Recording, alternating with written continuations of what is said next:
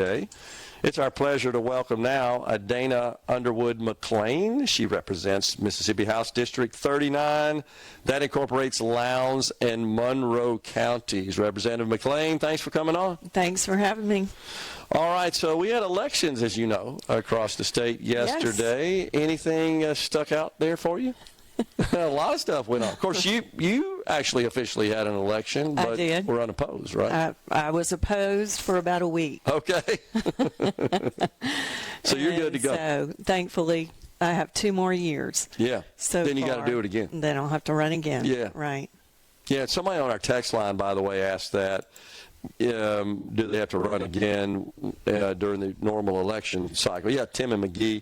Yes, they do. So these are just special elections, and some special elections, some which were 3 or 4, I think, because seats were vacated, and then we had a number which were ordered due to redistricting. Essentially, the redistricting was ordered, and that caused the need for elections. But that just gives you cover until the next election cycle in 2027. So the answer to your question is yes, Tim. Everybody will have to run again to put everybody on the same cycle. These are just interim elections. So, again, anything in particular caught your eye? DeSoto County, you know, which that's one of the areas that we had to redraw the boundaries, and that affected a number of districts. Right. The incumbents came out okay. You know, Senators McClendon and Blackwell.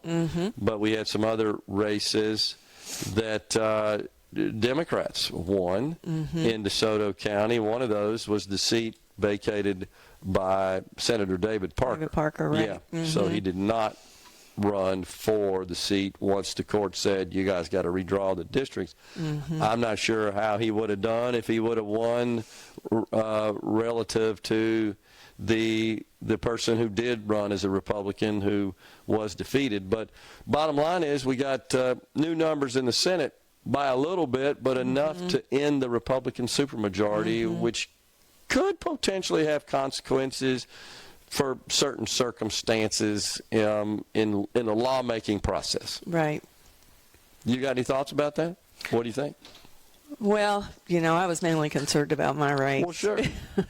And I have a new district now, basically, because of the redraw. Been redrawn, so yeah. I have a good bit more of Monroe County, which I'm happy to have.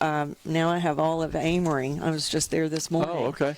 And so I have some new communities there. And, you know, in the House, we also had a flip just adjacent to my district. I have District 39. So District 22 was the House district that had actually caused the redraw in our area. We had 5 districts that had to be redrawn because of District 22, and that was John Lancaster's district. Yeah. So it was defeated. He was Republican, defeated by a Democrat. So understand it was a close race. They had a huge voter turnout. I think over 5,000, maybe 5,500, and that's a lot for Northeast Mississippi, this area, especially for a special election. Yeah. So, anyway, so we will have a change in the House as well. Yeah. Little change there. That's absolutely right. Doesn't change the balance of power with respect to the supermajority, which gives you some little more options, I guess you could call it, if the need arises for that. But the Senate certainly could cause some issues. Yeah, certainly absolutely. Could see something going on there. So you talked about traveling now you got a new district somewhat. Right. What are you hearing from the constituents? What do they want you to do? Well, this morning I was at the Council of Governments in Amory, and they meet about once a month, and it's the local officials there. It's the mayors of the communities of Monroe County.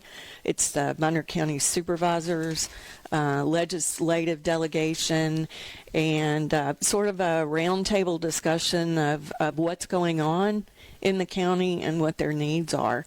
And so what we heard today, they're looking to move forward in economic development. They have some areas that they are looking to develop, have some prospects, some companies that are coming in. And so sounds like what they need right now is some infrastructure, water, utilities, sewer, power, and they'd also like to have Highway 25 4-laned, which they've been asking for many years now. Sure. So those are some of their requests. Here in Lowndes, I represent part of Lowndes County. They have some specific issues that they're interested in. As you know, last session we were not able to get our projects through. So in the 6 years I've been in, every year we've been able to get our special projects, and this was the first year that did not happen. So we're hopeful this next session that we can help our districts and get some of these special projects going. Well, I'm pleased to see that that's their focus, because I absolutely believe that is probably the most valuable thing the legislature can do is support communities with their economic development efforts. No laws you're going to pass down there in the legislature are going to change what I believe is the fundamental, most prolific problem in our state, and that's poverty. Right. It requires economic development and bolstering our economy and creating opportunity and economic activity to address and that's that what issue. Our constituents see. Good. That's up close and personal to everyone that lives in my district. Yeah. So that's good to hear. Yeah. What about your plans as a legislator? Have you got any specific legislation that you're contemplating at this point? Well, I do every year. Of course you do. It's what you get. It's what you get the big bucks to be in the legislature to do. Definitely not the big bucks. But you've been kind enough to have me on your show several times to promote legislation that I have sponsored. This year, one that I will sponsor again, which will be my 4th year. Sometimes it takes that long to get a bill through. Sure.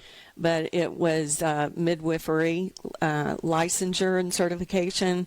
As we know, there are many maternal health care deserts in Mississippi. We've had rural hospitals that have closed down their labor and maternity wards, and so the option of having a midwife, and there are many women in the state that prefer to use a midwife if they have a pregnancy that is not a risky pregnancy, and so right now we have no certification whatsoever, no state oversight over midwifery, but we do over tattoo parlors, anything else, hair weaving, you have to have a license. Right. But to deliver a life in the state of Mississippi as a midwife, you do not have to have any oversight.